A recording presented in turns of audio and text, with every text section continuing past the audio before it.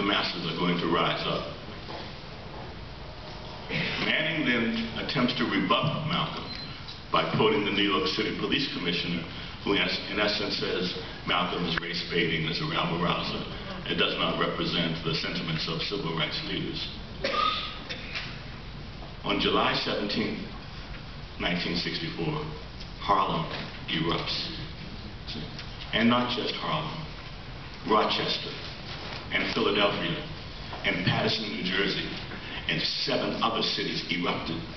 And instead of Manning pointing out the accuracy of Malcolm's prediction, it is omitted entirely, leaving him legitimizing the critique of the white police commissioner.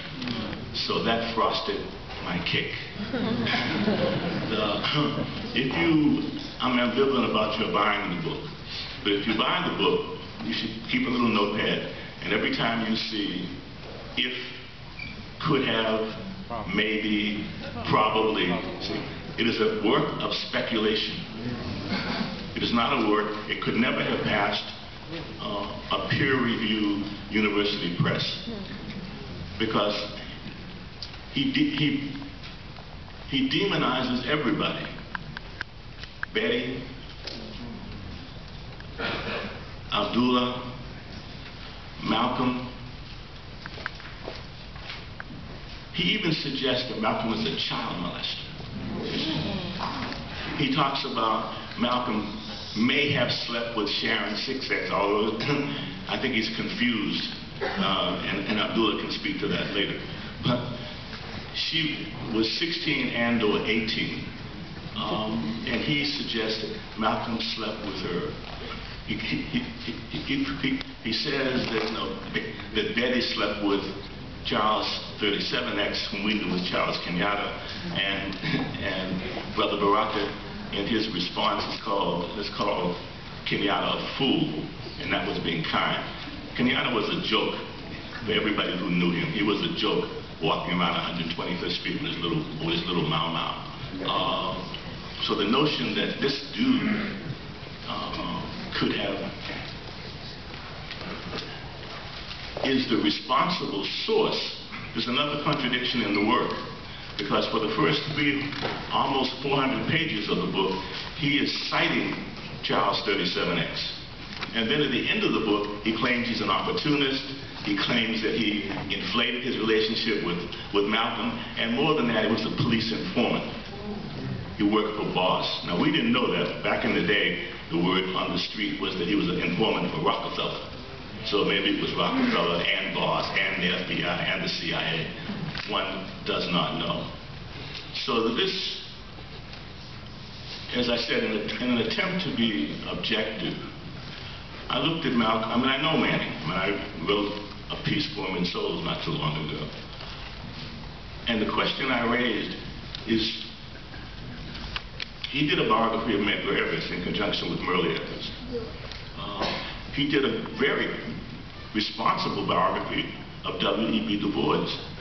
So why is it in this instance he gives us a Philadelphia Inquirer People's Magazine biography?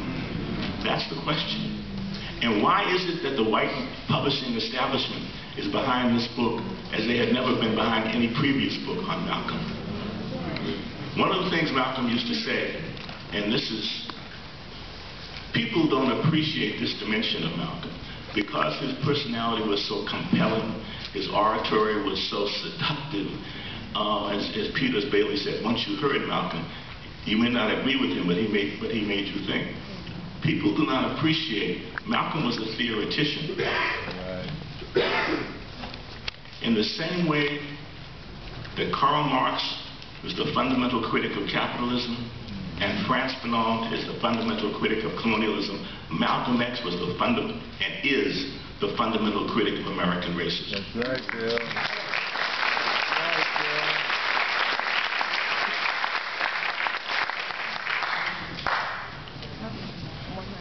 And there is this question.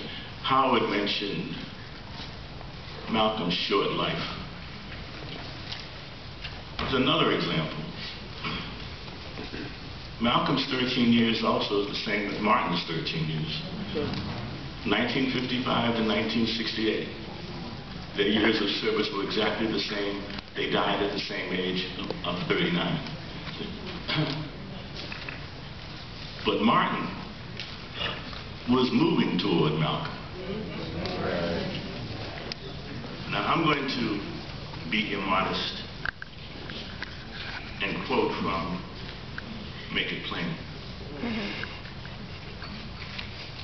I said, Malcolm lives today in the hopes of people yearning for authentic heroes. Malcolm lives today because there is a new racism, and because the old problems have not gone away, and if they are faced honestly, they will, over time, radicalize the best of us. And now here is the quote.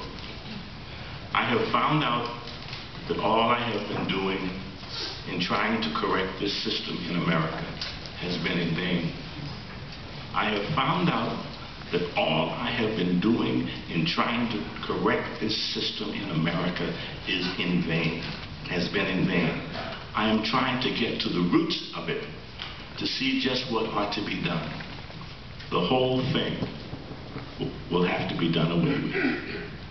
The whole thing will have to be done away with. That's not Malcolm X. It's Martin Luther King Jr., November the 11th, 1967.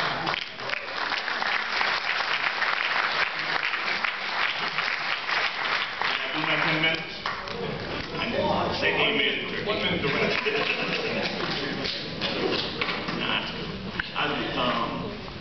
The other thing, this whole thing about Malcolm being, as the Canadian video said, hating and being angry. That just puts him in the tradition of Denmark Vesey and Nat Turner. But the very first major black historian, George Washington Williams, as he was putting together this first volume of history in the right after the Civil War, Thank you. He said, I have tracked my countrymen through these pages, and these pages have been blistered with my tears. Jimmy Baldwin, Du Bois,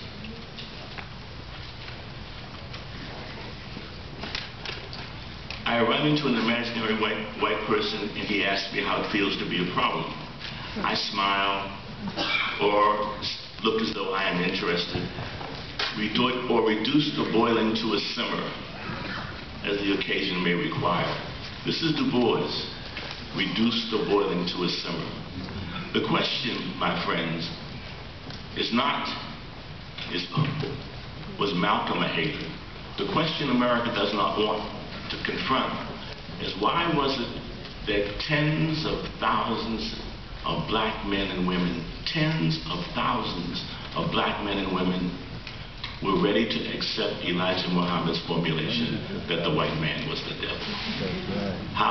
Why did their experience lead them